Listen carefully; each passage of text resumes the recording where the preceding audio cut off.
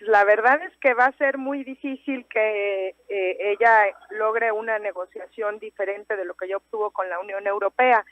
Entonces, desde mi punto de vista, lo que puede obtener es un acuerdo para pedir una prórroga en la Unión Europea y seguir negociando al interior del Reino Unido, pues una solución que sea aprobada por el Parlamento.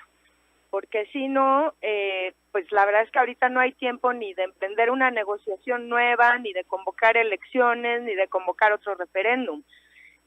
Yo creo que ahora hay básicamente tres opciones: no salirse, salirse sin acuerdo o pedir una prórroga, y me parece que esta última es la solución más viable.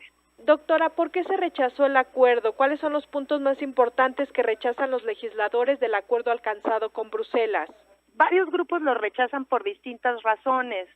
Una de las razones por las que el propio partido de Theresa May lo rechaza, si recuerda usted, pues la mitad o más de la mitad de su partido rechazó el acuerdo, tienen que ver con que sienten que están todavía demasiado cerca de la Unión Europea, que es un acuerdo que no los aleja lo suficiente. Ese es un punto importante. Y otro punto importante en el que inciden sobre todo los unionistas de Irlanda del Norte, que son 11 diputados que le dan la mayoría en el Parlamento, es con el asunto de qué va a pasar con la frontera entre Irlanda del Norte y la República de Irlanda una vez que salgan. Tal y como está el acuerdo, no está definido qué va a pasar. Lo único que hay en este acuerdo es que se seguirá negociando y se llegará a un acuerdo aquí al periodo de transición que acaba en 2022. Pero en caso de que no haya acuerdo, el arreglo actual es que de todos modos se va a evitar volver a poner una frontera entre las dos Irlandas, y esto es lo que los unionistas no aceptan y una parte importante del Partido Conservador tampoco acepta. Ahora, dentro del Partido Laborista, pues hay algunos que no aceptan el acuerdo porque simplemente no se quieren salir, o porque quieren otro referéndum, o porque quieren convocar elecciones. Hay muchas razones por las cuales diversos grupos no han aprobado este acuerdo. Si se concreta el Brexit, ¿estarían en riesgo los acuerdos de paz de 1997 en Irlanda? Así es, porque justamente los acuerdos de Viernes Santo que se firmaron en 1997-98 durante el liderazgo de Tony Blair estaban basados justamente sobre el hecho de que ya no había frontera entre las dos Irlandas, ¿no? Porque si usted recuerda, parte del conflicto es que los católicos de Irlanda del Norte querían unirse a la República de Irlanda, mientras que los unionistas querían permanecer unidos al Reino Unido. Y el hecho de que ya no existiera la frontera, gracias a que la Unión Europea ha borrado las fronteras entre sus miembros, pues facilitó este acuerdo, porque había una unión de facto, ¿no?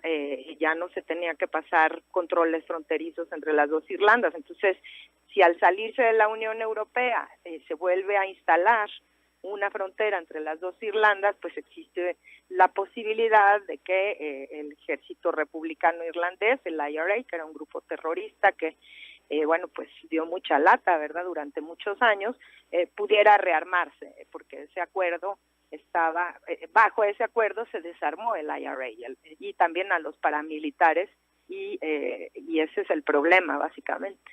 Doctora, ¿qué pasaría con Escocia? ¿Habría una desintegración del Reino Unido? Pues mire, depende del tipo de Brexit que haya, porque como sabemos, Escocia no quiere salir de la Unión Europea, pero sí estaría dispuesta, yo creo, a adaptarse a un Brexit suave, es decir, un Brexit que no sea demasiado disruptivo de la relación con la Unión Europea.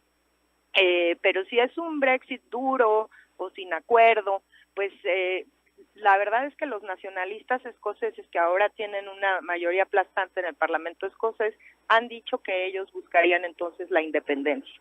Habrá que ver, ¿no? Cuando hubo un referéndum en 2014 en Escocia para ver si se separaban del Reino Unido, una de las razones que hizo que la gente votara a favor de quedarse en el Reino Unido, pues era la pertenencia a la Unión Europea.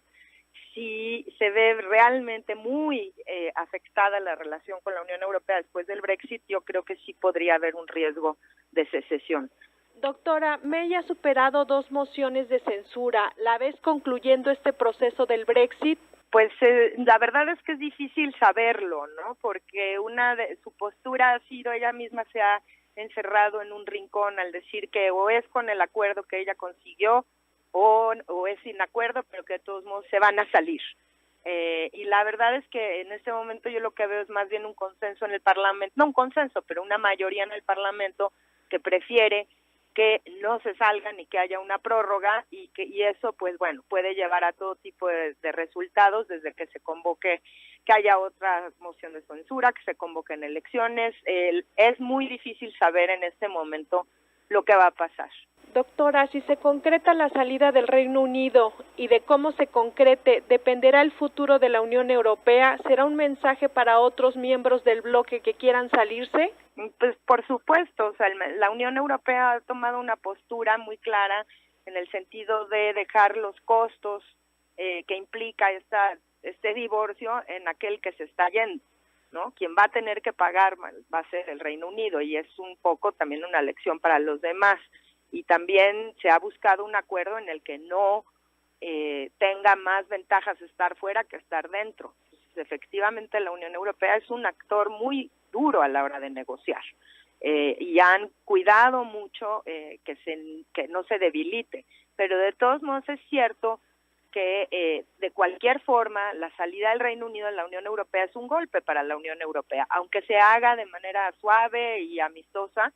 Sí lo es, porque pues se trata de una de las economías más importantes del mundo y además pues es un actor global en términos de seguridad y de inteligencia pues muy importante, y esto pues va a debilitar a la Unión Europea y la va a dejar también cambiar el equilibrio de poder a su interior. Entonces pues sí va a ser disruptivo, pero han cuidado al menos en este acuerdo que no sea tan dañino, ¿no? Ahora, si hay un hard Brexit, un crash, como dicen, y se salen sin acuerdo, va a afectar también a la economía europea, eso sin duda, sobre todo a la alemana y a la francesa, que pues tienen muchísimo contacto con el Reino Unido.